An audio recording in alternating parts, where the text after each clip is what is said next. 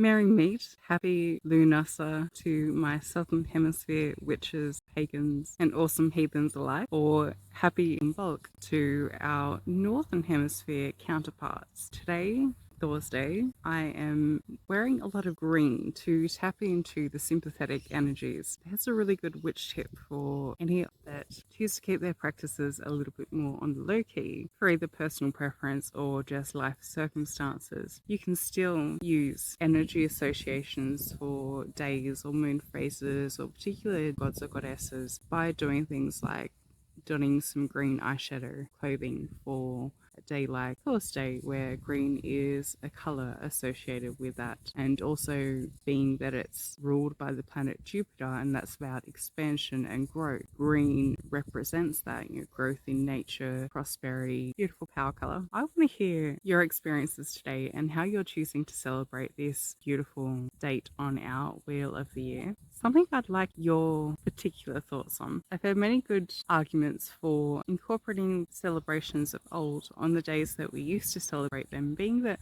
most of the southern hemisphere have ancestral roots to these dates being celebrated on our northern hemisphere days. A lot of witches in the southern hemisphere today would still be celebrating in bulk because there has been thousands of years of built up energy for that particular day and purpose, and magical correspondences that can be drawn on for that time. Personally, I choose to celebrate this on the Southern Hemisphere day, being around February the 1st, because like most pagans, our religion is nature. Being that the Wheel of Year, obviously, is all about nature, the turning of the seasons, and all the symbolic representation that goes with that, the dying god, etc. I personally choose to continue to celebrate those days in line with the season that I am currently residing in. I'll be harvesting from my own garden tonight and cooking a feast with the intention to mark this occasion. So I want to hear your thoughts on which date you choose to celebrate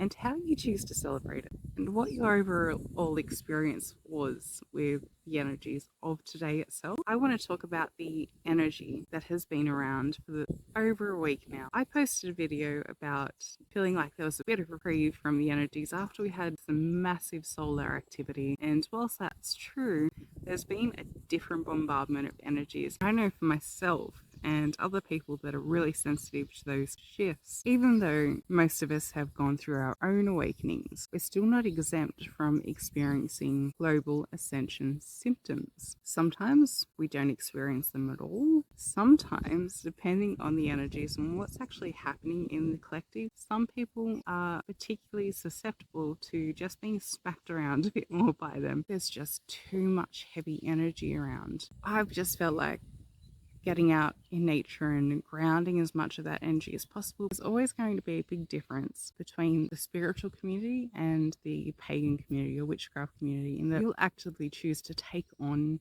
and work with these energies, where the spiritual community is very much in the practice of blocking and guarding from these energies and not taking them on and detaching from them being one of the main goals, because they don't want those attachments to create more karmas and keeping that karma loop.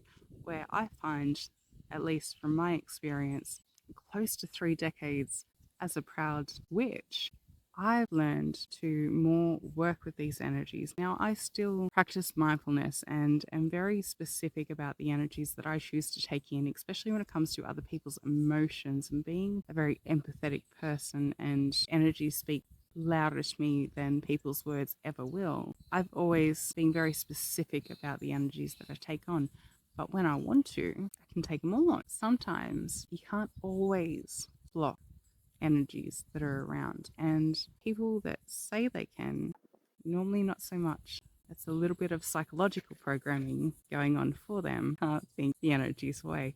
But those of us that do take them on dramatically, it's normally for a reason, and we're the ones that are here to help other people to understand what these energies are and their own energies and emotions, and to actively know what needs to be cleared and shifted with them so that we can help with that. And even if not out loud, having that conversation with somebody that maybe draws those things out, then we also know that we are able to energetically start shifting things around as well in another person's best interest. But I'll get into that because there's always some extra clauses like energetic commission and all that stuff, but there's also always workarounds. So there's a lot of stuff for future videos. But for now, I really wanted to wish you all a beautiful Lughnasa symbolic and to reach out and ask what your experience was today and how you're celebrating it. Also, anybody that doesn't know, traditionally, these festivals were actually celebrated from evening to evening. It's more of a nighttime thing. Have a big cook-up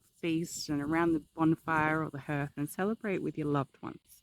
It's okay that this is going to be posted a little bit later because I've got to go home, use the last bit of daylight to get into my garden, harvest things, cook, and then the magic's going to begin. So I have some rituals planned for tonight and lots of other fun stuff to do. Now I'm sending you wishes and intentions. I look forward to hearing from you. Blessed be.